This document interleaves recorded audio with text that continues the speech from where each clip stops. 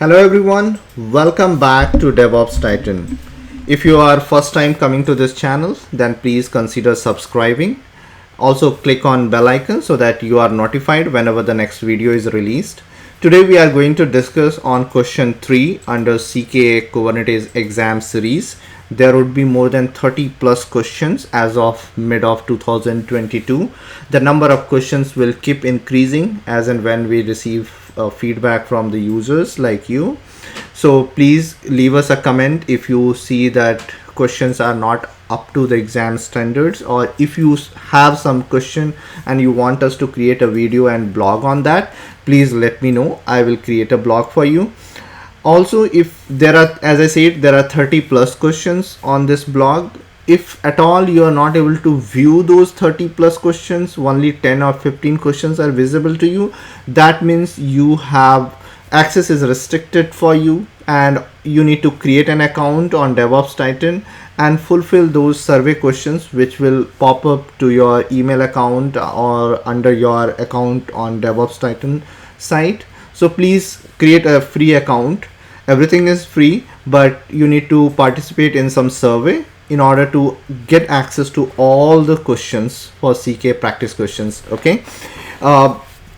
As of now, the voting which you see on the site is around 20 users have voted, because this site is very new, less than couple of weeks right now. So as and when, it depends when you are watching it, the number of voters, if you participate more, this will go up.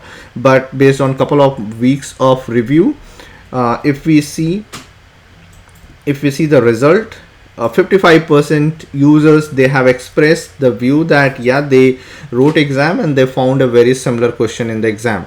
I have written the exam, and all these questions are designed keeping CK exam standard in mind. Okay, so if you are getting these type of questions, the most probably the percentage of these questions would be 4%, the weightage if I talk about, and you should try to finish this question within 2 to 3 minutes. Okay, so let's start without further delay. Click on check now. If you are on my blog, here there is a small timer. So before you start the question, try to click on start so that the timer will start, and then you start practicing. Once it is done, click on stop.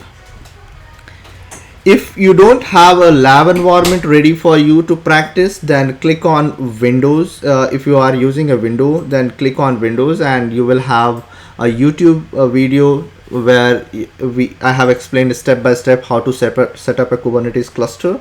Similarly, for Mac users, please check out this. Here I have mentioned some mistakes to avoid during CK exam.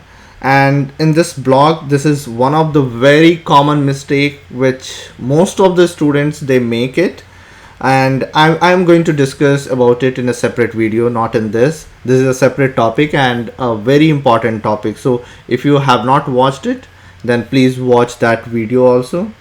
So let's jump on the solution. First step is create a namespace CK exam as per the question.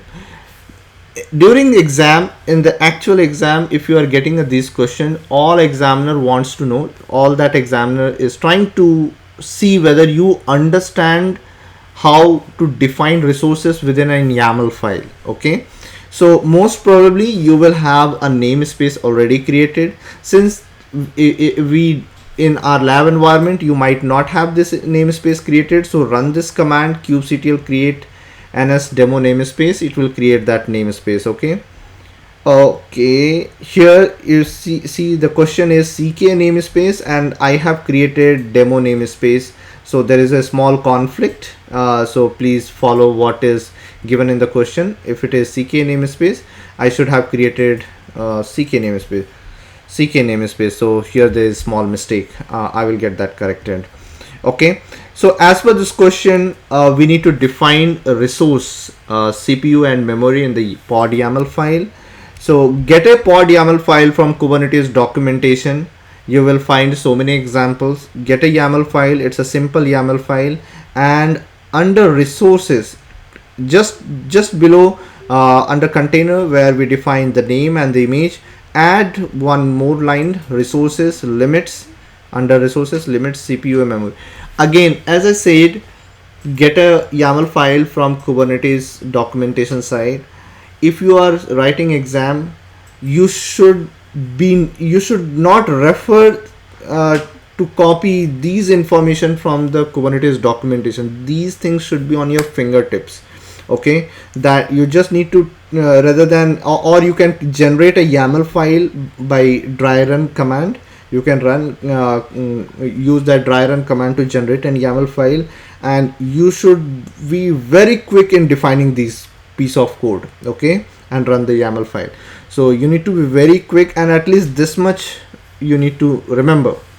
So I'm not trying to advocate that you should memorize all these things, but if you are going to work tomorrow as a DevOps, then this much basic concept we should have, okay, that creating a resource and then limits and how to define these things. So practice more, you will use to have these, okay, and then you create that YAML file pod, and that's it, done. So this question was, even if you get this question in the exam, it will be just for 4%, and you should be very quick to solve it within less than 2 minutes. Okay, so if you are taking more time, more than 2 minutes, then you need to practice more and more so that you reduce the time. Okay, and at the end, once you pod is created, make sure that pod is up and running before you move to the next question. So I hope you would have liked this video, and if you have any comment suggestion for me, please let us know and I will make those corrections, or if you have some suggestions for me to create some another blog post or YouTube videos, let me know. Thank you very much. Hope you would have liked it. Have a good day.